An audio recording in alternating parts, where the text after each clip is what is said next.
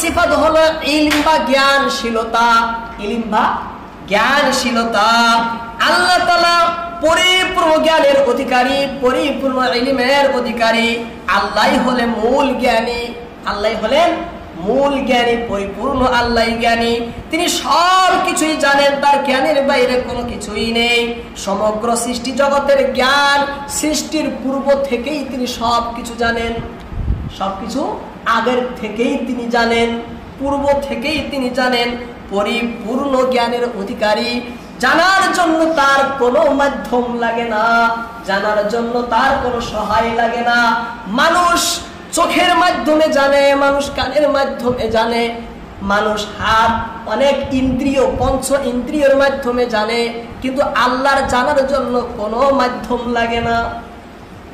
লাগে? আল্লাহ কোনো মাধ্যম লাগে না। গোটা সৃষ্টি জানার জন্য মাধ্যমের মুখাপেক্ষী, কিন্তু আল্লাহ তাআলা জানার জন্য মাধ্যমের মুখাপেক্ষী না। অন্য আয়াতে আল্লাহ তাআলা বলেন, এ বিশ্বের লোকেরা, সে আল্লাহই জানবে না যে আল্লাহ সব কিছুকে সৃষ্টি করেছেন, যে আল্লাহ গোটা সৃষ্টির যিনি খালিক, তিনি জানবে না, তাহলে জানবে কি? পরিপূর্ণভাবে সব কিছুই জানেন। আল্লাহ তাআলা অজানা কোনো কিছুই নেই। এই জানার বিপরীত হলো অজানা, তাই না? জানার বিপরীত অজানা। অজানার সিফাত আল্লাহর মধ্যে নেই। এই জ্ঞান হলো আল্লাহর জাতি সিফাত, সত্তাগত বৈশিষ্ট্য। আল্লাহ তাআলা পবিত্র কোরআনের ভিতরে বলেন, ক্বালু সুবহানাকা লা ইলমা লানা ইল্লা মা আল্লামতানা ইন্নাকা আনতাল আলিমুল হাকীম। তারা বলল, আপনি পবিত্র, মহান, আপনি আমাদেরকে যা শিখিয়েছেন তাছাড়া আমাদের কোনো জ্ঞান নেই। নিশ্চয় আপনি সর্বজ্ঞ, প্রজ্ঞাময়, সব বিষয় পরিপূর্ণভাবে জানেন, একমাত্র আপনি। ফেরেশতারা বলেছিলেন, হ্যাঁ, আল্লাহই পরিপূর্ণ সব কিছু চূড়ান্ত ভাবে জানেন।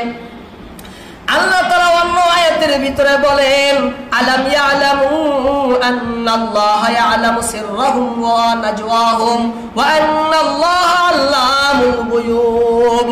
তাদের কি জানা নেই যে আল্লাহ তাদের জ্ঞানের, তাদের মনের গুপ্ত কথা এবং গোপন পরামর্শ সব সম্পর্কেই পূর্ণ অবগত। আর তাদেরকে খবর জানা নেই যে আল্লাহ সমস্ত গায়েবের কথা খুবই জানেন, পরিপূর্ণভাবে জানেন।